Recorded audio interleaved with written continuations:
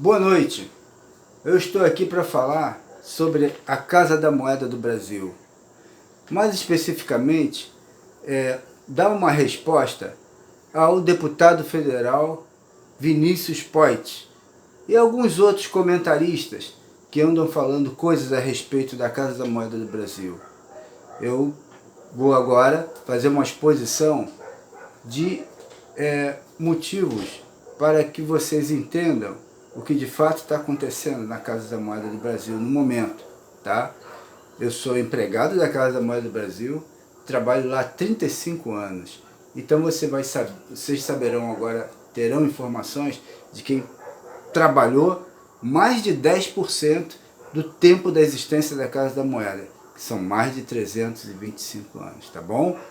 Aguardem. Eu gostaria que esse vídeo fosse assistido pelo Vinícius Poit, deputado federal.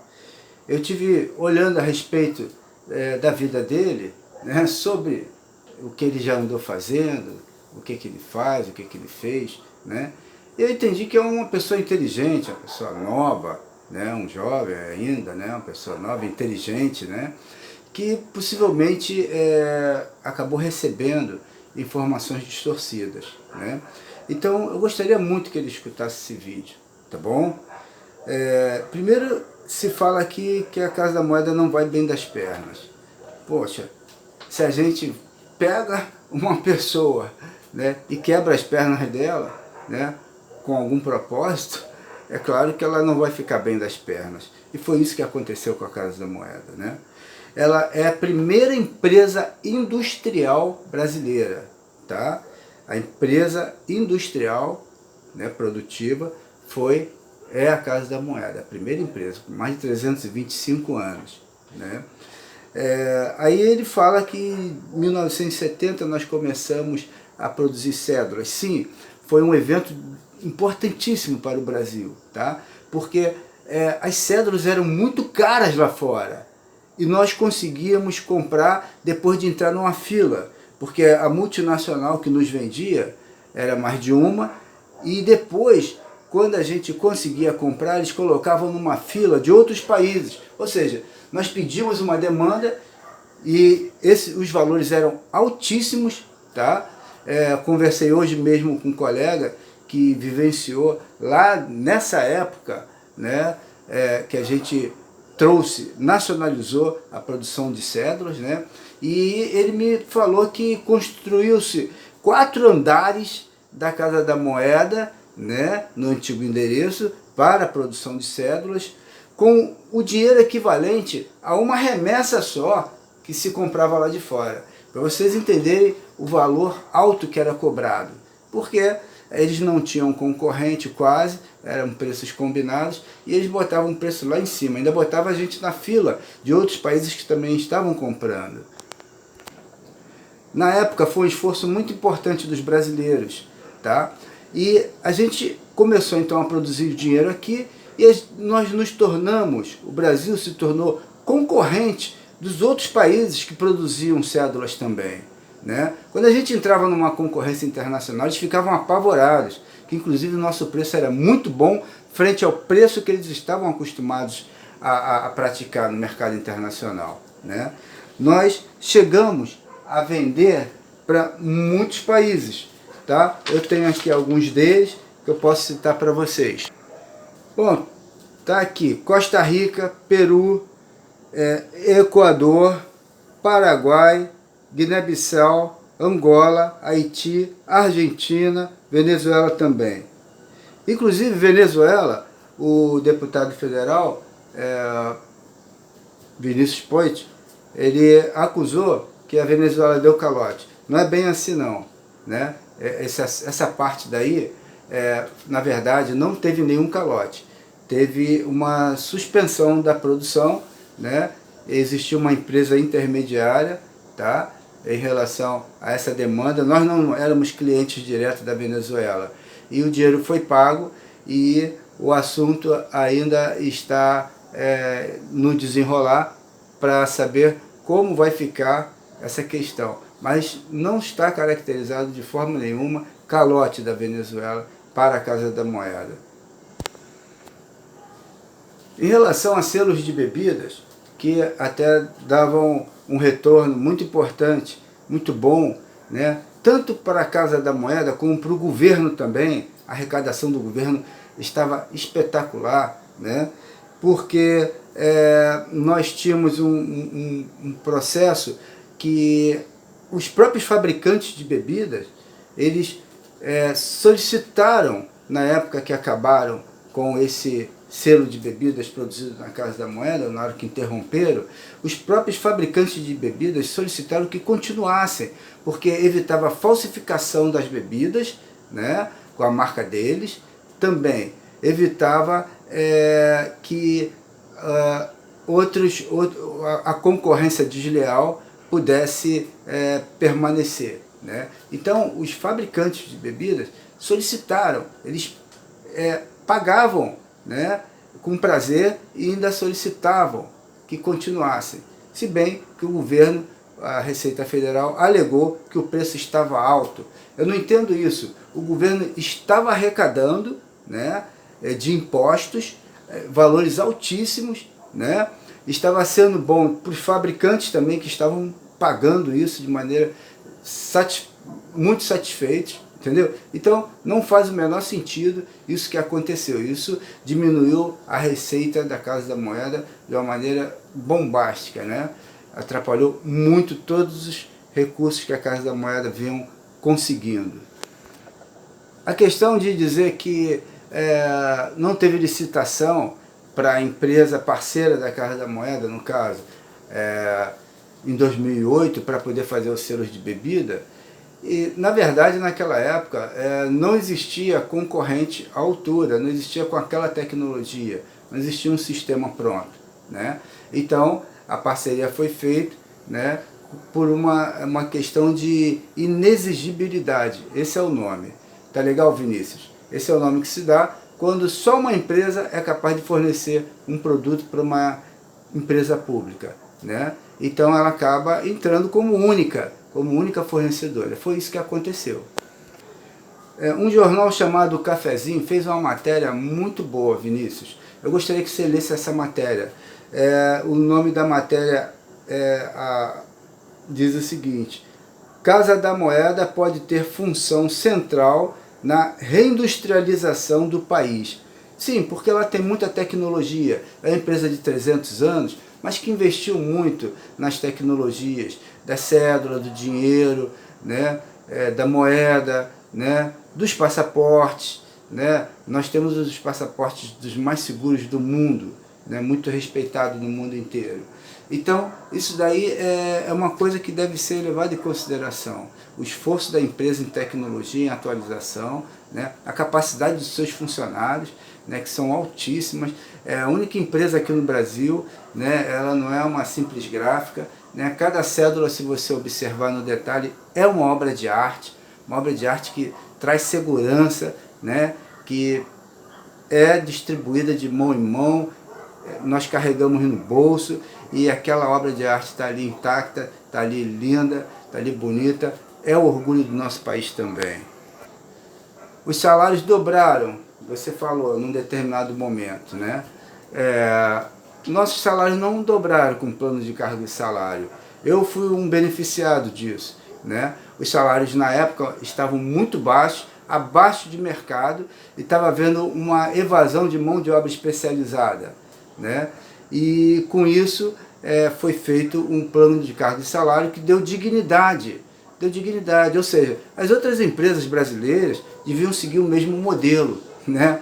Em vez de baixar o salário dos empregados da Casa da Moeda, por exemplo, ou desejar que eles sejam demitidos, as demais empresas que deveriam melhorar o salário. Porque você sabe que o salário mínimo aqui no Brasil já foi calculado em cerca de R$3.000, e isso não acontece, né? O salário do empregado moedeiro, nós temos lá 2.000 empregados somente, uma unidade só fabril, nós só temos um endereço só, tá, aqui no Brasil, que é aqui no Rio de Janeiro, tá? E com 2.000 empregados, tá? Então, para você ter uma ideia, 1.500 empregados, aproximadamente, ganham entre 2 salários, R$2.000 e 6 mil reais. Só para você ver. Os outros, pouco mais de 500, é que ganha mais do que isso, entendeu? Mas os salários, então, lá, eles estão de acordo com a especialidade, né? Muito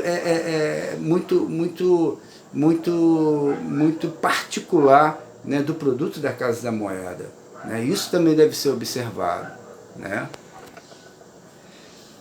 Além do mais, os empregados de lá, eles não têm privilégios, assim como foi dito, não desse jeito, né? Você falou que a folha de pagamento lá é de 500 milhões, não chega a nada disso, é pela metade disso daí, entendeu? É pela metade disso daí, folha de pagamento anual, não consome isso tudo não chega a isso, né? E as contratações dos empregados de lá foram por concurso público. A maioria dos empregados atualmente, eles estão lá por concurso público. Eles estudaram, concorreram com milhares e conseguiram estar lá com dignidade do esforço, né? Outra coisa que foi dito, que o plano de saúde, ele era para pai, mãe, filho, sobrinho, e que era de graça. Não é bem assim, né? Sobrinho ou outra pessoa que vivesse na própria casa, né, justificada por documento, né, de dependência, isso daí resultava na possibilidade dele ficar como agregado, mas esse agregado ele pagava o plano de saúde, não tinha nada de graça, quem era agregado pagava o plano de saúde, né? E depois, por concurso público, mesmo entrando por concurso público, os funcionários passaram a pagar um percentual, né? Um percentual conforme a lei passou a determinar. Então, nada, não tem nada exagerado nisso. Não tem nada que você, como deputado, ganha lá, ninguém ganha 50 nem 100 mil reais, conforme os deputados federais, como você, acabam alcançando, né? Então, é uma coisa importante dizer que muitas coisas que chegaram para você falar, e você até falou, né, não corresponde à realidade. Eu gostaria, para fazer o fechamento, de voltar em 2 pontos, né? Um é sobre a questão do chamado Sicoob, selo para cigarro, né? Que ele acabou aí sendo impedido, a Casa da Moeda, de produzir selo de cigarro, e houve um processo aí administrativo que aconteceu, e algumas pessoas foram presas, inclusive, mas não da Casa da Moeda, tá? Foi da Receita Federal e de outras empresas aí, mais 3 pessoas ou 4, né? Mas não foram empregados da Casa da Moeda, não foram empregados de carreira, né? E é aquela máxima que se diz, né? Se o boi, né, a vaquinha que dá leite, ela está com carrapato, não é por causa disso que vai se matar a vaquinha que dá leite, não é verdade? Então acho que a gente deve ir por aí, né? Não é, temos que fazer igual as empresas, os outros países desenvolvidos. Eles pegam, prendem as pessoas culpadas, mas não fecham as empresas, né?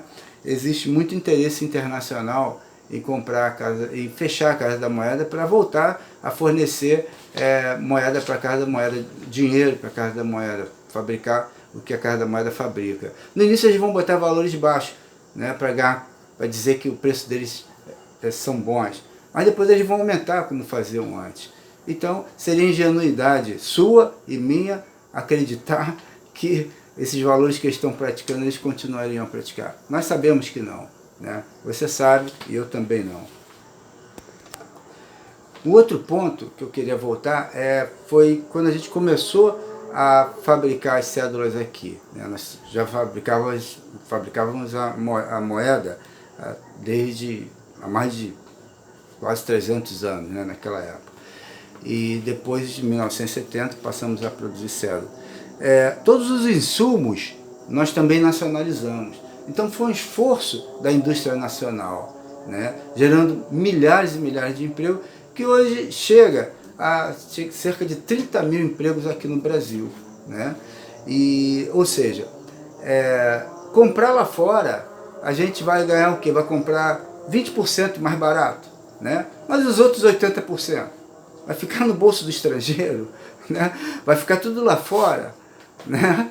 Então não faz sentido nenhum, porque quando a gente produz aqui, né, a gente vende para o Banco Central, Casa da Moeda, né, e o dinheiro fica aqui mesmo, circulando aqui no Brasil. O dinheiro não sai do Brasil, né?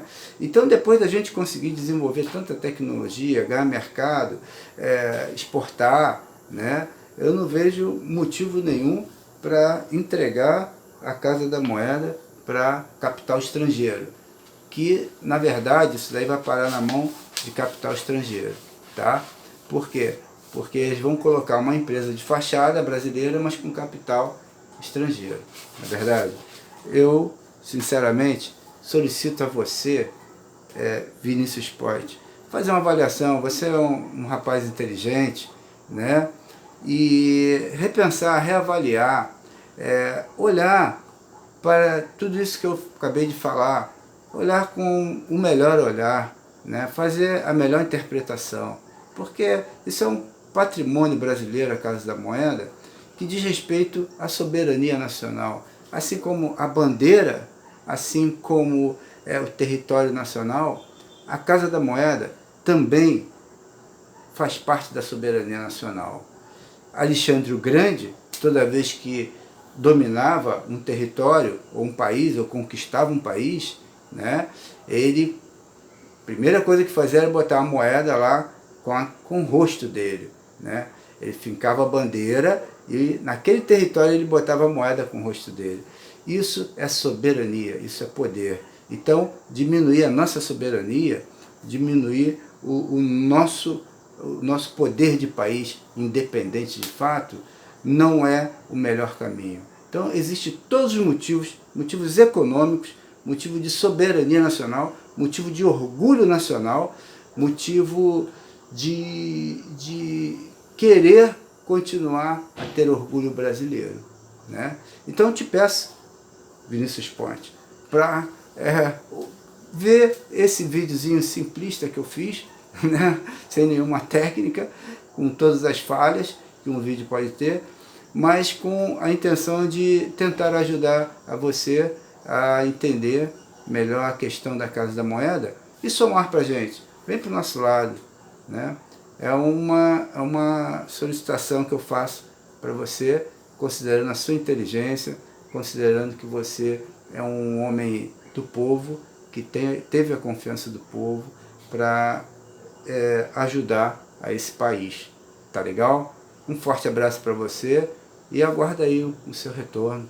Tá legal? Um grande abraço, uma boa noite.